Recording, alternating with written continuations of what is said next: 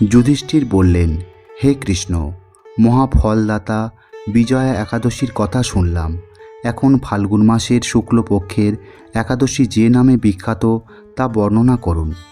শ্রীকৃষ্ণ বললেন, হে মহাভাগ যুধিষ্ঠির, মান্ধাতার প্রশ্নের উত্তরে মহাত্মা বশিষ্ঠ এই একাদশীর মহিমা কীর্তন করেছিলেন। আপনার কাছে এখন আমি সেই কথা বলছি। এই একাদশীর নাম আমলকি। বিষ্ণু লোক প্রদানকারী রূপে এই একাদশী বিশেষভাবে মহিমান্বিত।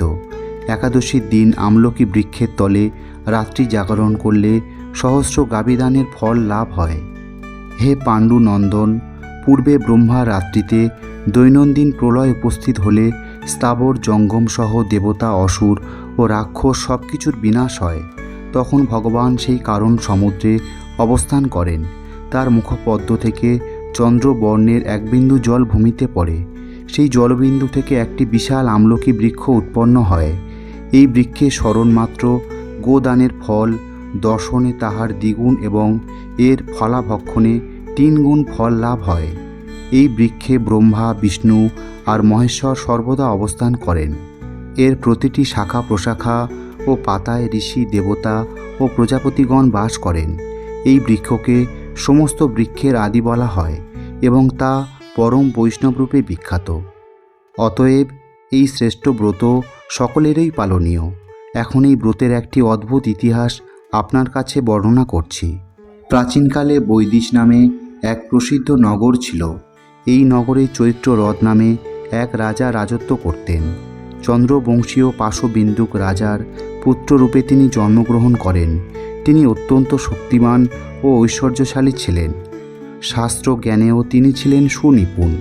তার রাজ্যের সর্বত্রই মনোরম আনন্দপূর্ণ এক দিব্য পরিবেশ লক্ষ্য করা যেত। প্রজারা ছিলেন বিষ্ণুভক্তি পরায়ণ। সকলেই একাদশী ব্রত পালন করতেন। তার রাজ্যে কোনো অভাব অমঙ্গল ছিল না। এইভাবে প্রজাদের নিয়ে রাজা চৈত্ররথ সুখে দিন যাপন করতে থাকেন।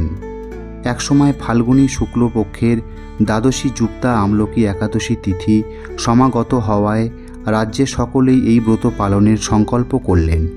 ওই দিন প্রাতঃস্নানের পর প্রজাদের নিয়ে রাজা ভগবান শ্রী বিষ্ণুর মন্দিরে যান। সেখানে সুবাসিত জলপূর্ণ কলস, ছত্র, বস্ত্র, পাদুকা, পঞ্চরত্ন ইত্যাদি দিয়ে সাজিয়ে স্থাপন করেন। তারপর ধূপ দীপ দিয়ে যত্ন সহকারে মুনি ঋষিদের দ্বারা শ্রী পরশুরাম মূর্তি সমন্বিত আমলকির পূজা করেন। হে পরশুরাম, হে রেণুকার সুখবর্ধক, হে ধাত্রী, হে পাপ বিনাশিনী আমলকি, তোমাকে প্রণাম। আমার অর্ঘ্যজল গ্রহণ করো। এইভাবে দিনে যথাবিধি পূজা, স্তব, স্তুতি, নৃত্য গীত করে রাজা ভক্তিভরে সেই বিষ্ণু মন্দিরে রাত্রি জাগরণ করতে লাগলেন।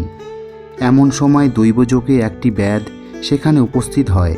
পূজার সামগ্রী সহ বহু ব্যক্তিকে একত্রে রাত্রি জাগরণ করতে দেখে সে কৌতূহলাক্রান্ত হল। সে ভাবল, এসব কি ব্যাপার? বিষ্ণু মন্দিরে প্রবেশ করে সে বসে পড়ল। কলসের উপরে স্থাপিত বিষ্ণু মূর্তি দর্শন করল। ভগবান বিষ্ণু এবং একাদশীর মাহাত্ম্যও সে মনোযোগ দিয়ে শুনল। সারাদিন ওই ব্যাধ কিছুই আহার করেনি। এইভাবে ক্ষুধায় কাতর হয়ে সেখানে সে রাত্রি জাগরণ করল। পরদিন প্রজাসহ রাজা নগরের দিকে যাত্রা করলেন। সেই ব্যাধও তার গৃহে ফিরে এলো। এরপর একসময় ব্যাধের মৃত্যু হলো। একাদশীতে রাত্রি জাগরণ ব্রত প্রভাবে সেই ব্যাধ পরবর্তী জন্মে এক রাজ্যের অধীশ্বর রূপে নিযুক্ত হল। জয়ন্তী নামে এক নগরী ছিল। সেখানে বিদুরথ নামে এক রাজা বাস করতেন। ওই ব্যাধ বিদুরথ রাজার মহাবলী পুত্ররূপে জন্মগ্রহণ করেন। তার নাম হয় পশুরথ।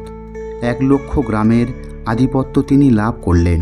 তিনি ছিলেন সূর্যের মতো তেজস্বী, চন্দ্রের মতো কান্তিমান ও পৃথিবীর মতো ক্ষমাশীল। বিভিন্ন সদ্গুণে ভূষিত বসুরথ পরম বিষ্ণুভক্তি পরায়ণ হন। এই মহাদাতা রাজা একবার শিকার করতে গিয়ে পথ ভুলে যান। গভীর জঙ্গলের মধ্যে ক্ষুধায় পীড়িত হয়ে তিনি ক্লান্তিবশত শুয়ে পড়েন। এমন সময় কতগুলি পর্বত নিবাসী শ্লেচ্ছ রাজার কাছে এসে নানাভাবে উৎপীড়ন করতে থাকে।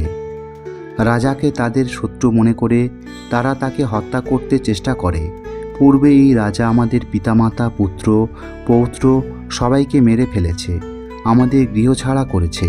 এই রকম বলতে বলতে শ্লেচ্ছরা রাজাকে হত্যা করতে উদ্যত হয়।